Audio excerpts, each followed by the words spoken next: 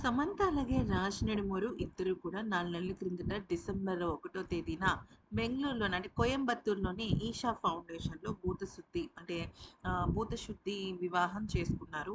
నిజానికి రాజ్ నెడుమూరుకి అంతకు మునుపే మ్యారేజ్ అయింది. కానీ ఇక సమంత అలాగే రాజ్ నెడుమూరు ఇద్దరు కూడా డివోర్సీలు అంటే వివాహం అయింది కానీ గతంలో వాళ్ళు విడాకులు తీసుకొని మళ్ళీ ఒక కొత్త లైఫ్‌ని స్టార్ట్ చేయాలనుకున్నారు.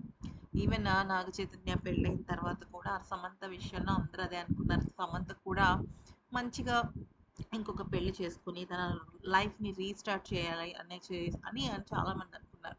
అయితే ఈ నేపథ్యంలో వాళ్ళిద్దరు పెళ్లి చేసుకున్నారు. అంతా బానే ఉంది. వాళ్ళ లైఫ్ అసలు 3 పూలు 6 కాయలుగా ఉంది.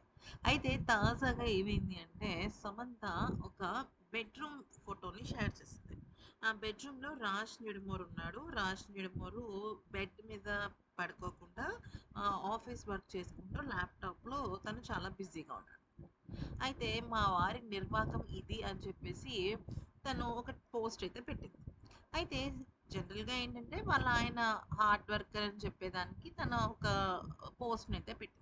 కానీ ఇది చూసిన వాళ్ళందరూ ఏమని చెప్పారంటే, "మేడం జనరల్‌గా బెడ్‌రూమ్ ఫోటోస్ కొత్తగా పెళ్ళైన వాళ్ళు బెడ్‌రూమ్ ఫోటోస్ కానీ, లేకపోతే ఏదైనా స్కానింగ్ ఫోటోస్ కానీ పెట్టారు అంటే దాని అర్థం వాళ్ళు తొందరలోనే పేరెంట్స్‌గా ప్రమోషన్ తీసుకోబోతున్నారని అర్థం. మరి మీరు కూడా అలాంటి గుడ్ న్యూస్ ఏదైనా చెప్తారనుకుంటే, ఇంత చప్పగా అస్సలంటే అస్సలు పసలేని న్యూస్ చెప్పారేంటండి" అని చెప్పేసి చెప్పుకుంటూ వచ్చారు.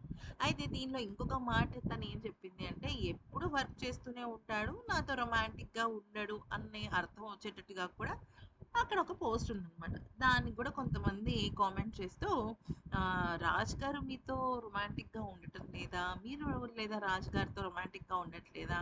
ఆయన మరీ వర్కహాలిక్‌గా ఉంటే ఎలా అండి? మీ అంత అందమైన అమ్మాయిని పక్కన పెట్టుకుని అంటూ రకరకాల కామెంట్స్ చేస్తున్నారు. కానీ మొత్తానికైతే మాత్రం రాజ్ నెడుమూరు అలాగే సమంత వీళ్ళిద్దరూ కూడా త్వరలోనే ఒక పేరెంట్స్‌గా ప్రమోషన్ తీసుకుంటే చూడాలని అభిమానులు కోరుకుంటున్నారు.